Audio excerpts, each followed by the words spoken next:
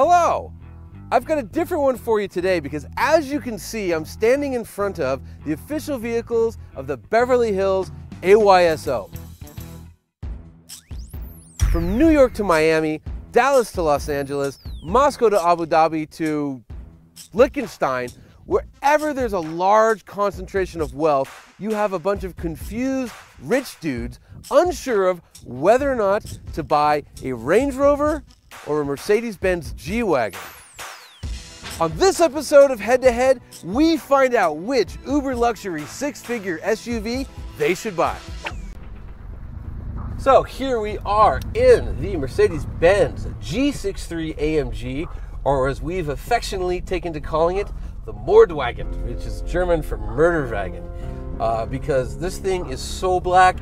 How much more black, Spinal Tap might ask? I would say none more black. In fact, our camera guys have been bitching and moaning about it all day, that this car is sucking up every ounce of light there is. Not only because of the matte paint, but because it's just so evil. It is primitive, I gotta point that out. The G-Wagon first showed up in 1979, and I know from reading your comments that this truck is older than the great majority of you. This is a very old school approach to off-roading. Old, however, doesn't make it bad. You don't need a lot of fancy electronics and electrically locking differentials and brake actuated this and off-road modes and adjustable air suspension when you have a ladder frame with a heavy steel body bolted to it and 3 locking differentials with low gears. And when all 3 are locked up, it is unstoppable. Now, one of the reasons I wanted to do this particular head-to-head was because when Justin Bell and I did our little Swedish excursion in the G63, this car's big brother, it appeared as if we got the car stuck in snow. And we did get the car stuck, and it was in snow. But what we actually did was we high-centered it. That means that there was so much snow underneath it, the tires couldn't make contact with anything, hence the truck was stuck and we had to tow it out. That was user error. It had nothing to do with the capability of the truck. And so this is an attempt to rectify that.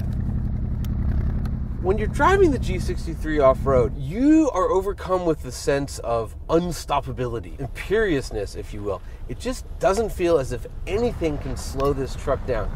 And very, very little can. While it is very good off-road, it's not perfect. A couple of the flaws it has, the turning radius is huge. I'm finding myself in this car more so than the Range Rover having to reverse back up a hill just to make a U-turn. Which, you know, okay, it's slower, but depending on the angle you're at, could actually maybe not end so well.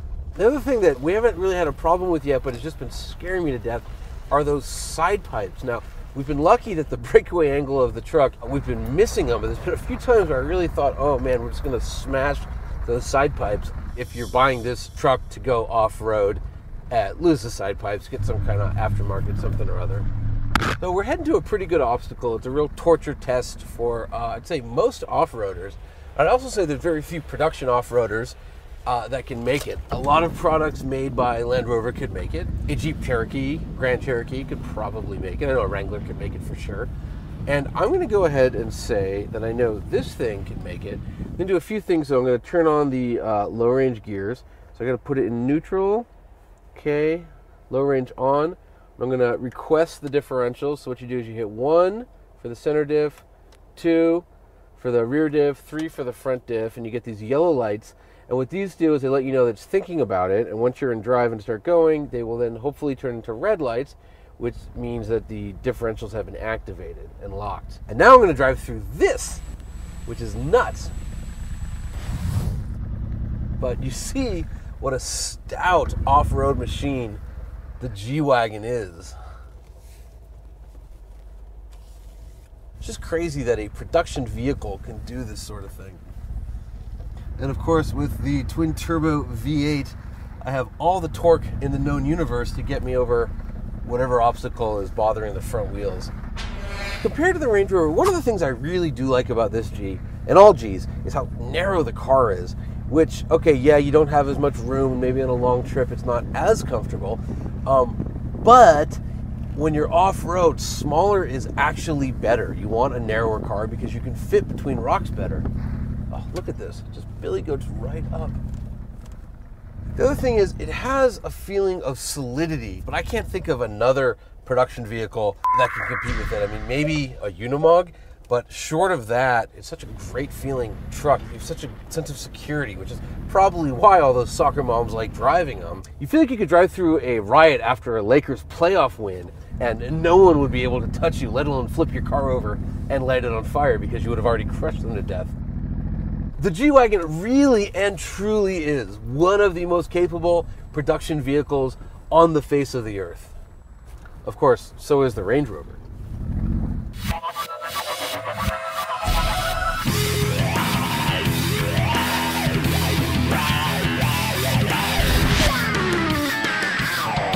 And now here I am in the Range Rover, as in the Range Rover, not the Range Rover Sport, not the Evoque, the Big Daddy. Like the G-Wagon, this thing costs well over $100,000. What do you get for all that cash? Well, you get one very capable off-road truck, as it turns out. People that are fans of Land Rover, they know how good these things are off-road. People that aren't, they'd be shocked to know how capable a Range Rover is, but they're Range Rovers. I mean, that's what they do. You also get a 5-liter supercharged V8, just like the last one. It's actually quicker 0 to 60 than the G-Wagon is. This thing does it in 4.6 seconds, which I believe makes it the very fastest vehicle on Earth with a low-range transfer case. Think about that. Also much larger than the G-Wagon, much more comfortable, much better for a long trip.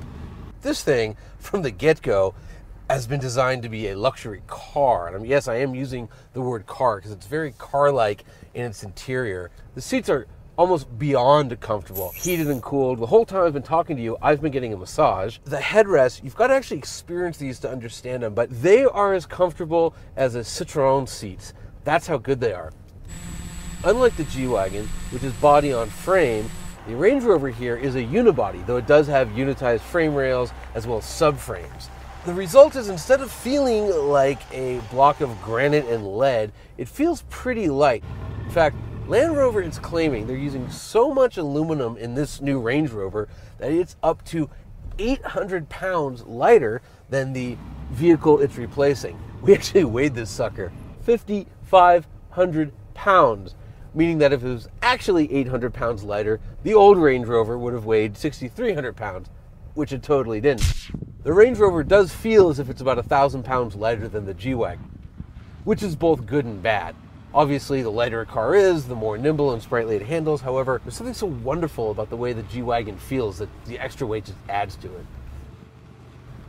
All right, so now we're in low range, so I'm going to attempt that same crazy frame-bending obstacle that we just did in the G63. Let's see how the old Range Rover here does.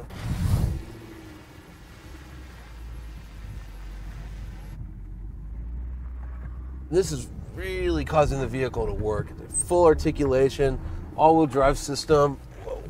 It's doing its best. That was a crazy shift. But it does it. It gets through. Now I've got to make this big left turn and run up a block of concrete. Can I do it? No problem whatsoever. I'm in awe of what we just went over in this thing.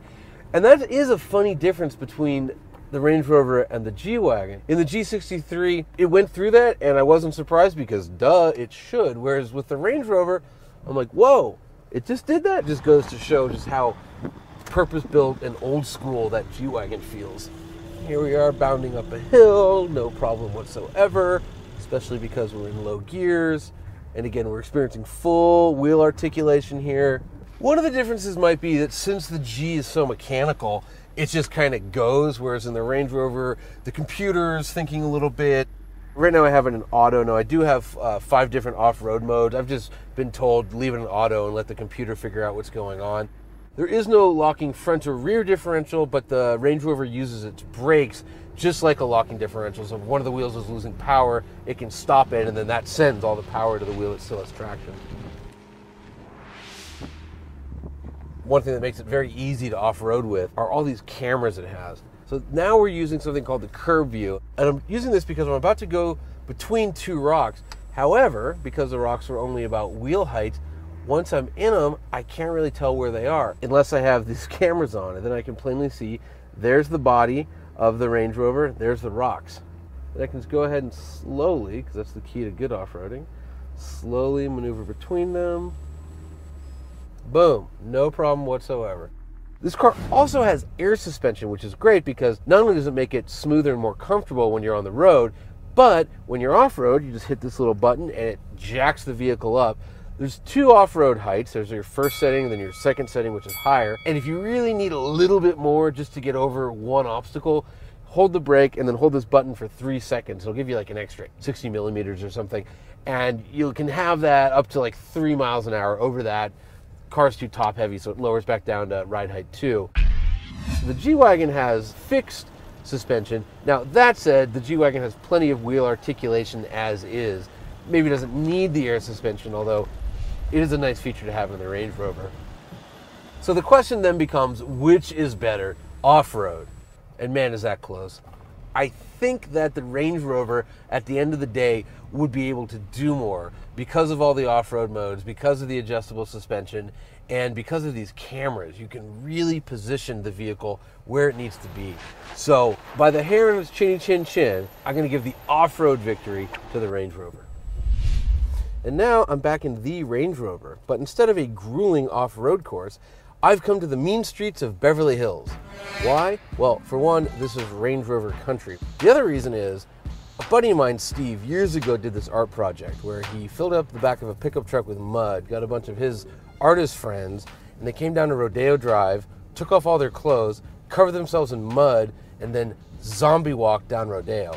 So this is my little homage to him. And that's why we didn't bother to wash either the Range Rover or the G-Wagon. By the way, we've already seen about 5 G-Wagons this morning. Riding around on this air suspension, it's just so calm, so quiet. You have no idea that you are driving one of the very fastest SUVs in the world. This thing is quite impressive. G-Wagon. And how does this new Range Rover compare to the old one? Well, if I'm honest, I gotta tell you, it's pretty similar.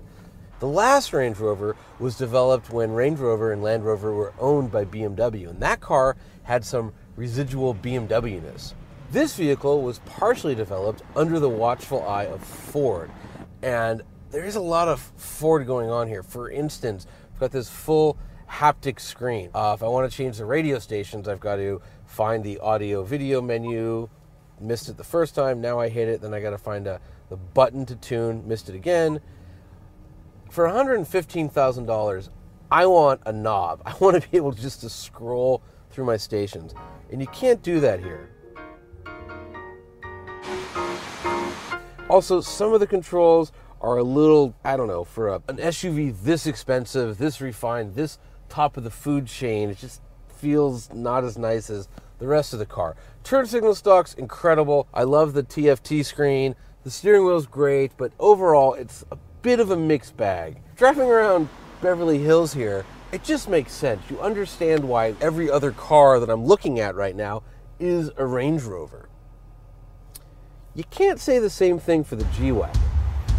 So while the Range Rover was totally at home in Beverly Hills, the G-Wagon is not. It drives around sort of as if it's depressed, like there's a war going on somewhere and no one bothered to invite it. It's a military vehicle, and it feels that way driving it. Everything just needs a little more effort than a luxury car should have. It's a little more cumbersome. Despite all that power and torque, it's a little bit slower than you might imagine. It's not your typical Beverly Hills housewife mommy mobile. I mean, listen to these door locks. It's like you're driving around a fortress. Is it bad that so many of these vehicles are running around places like Beverly Hills? You know, we were talking earlier saying, how many owners do you think have ever locked all 3 differentials? More importantly, how many owners do you think know how to? The number we came up with is 0, as in none of them. And that's okay. But as my colleague Allison Harwood, the editor of Truck Trend, pointed out, thanks to wealthy people buying trucks like this, they still make them. Remember, in 2006, Mercedes wanted to get rid of the G in the US. That's the year they introduced the GL, which was supposed to replace the old military truck. Thing is, the demand was so high that they are now selling the G side by side with the GL. I think that's a good thing because the world needs more hardcore off-road vehicles, which brings us back to the Range Rover. In every measurable way, the Range Rover is a better product. It's $30,000 cheaper. It's faster. It's more comfortable. It rides better. It has a more luxurious interior. It has more technology in it. Which is why the winner of this week's head-to-head is the Mercedes-Benz G63 AMG. Forget about your brain. Listen to your heart. This is the car I want. After spending days with both of them, the Range Rover is great. It's a wonderful product. But the G is the one tugging at my heartstrings. I'm standing here in front of my favorite restaurant in Los Angeles, Providence. And I'm not alone, because this is one of the very few 2 Michelin star restaurants in the city. I happen to be very lucky because I'm good friends with the chef and owner of Providence, Michael Cimarusti. But the reason we're here is because they have a particularly wealthy clientele, and I've brought out Luca Bruno, who's the maitre d' here, to talk a little bit about cars. So, Luca, I want to ask you, if both the Range Rover and the G63 showed up and you only had one spot out front, which one would you park? It's the Mercedes AMG G63. No, why? Why the Mercedes? Because it looks really slick. It does look really slick. Okay.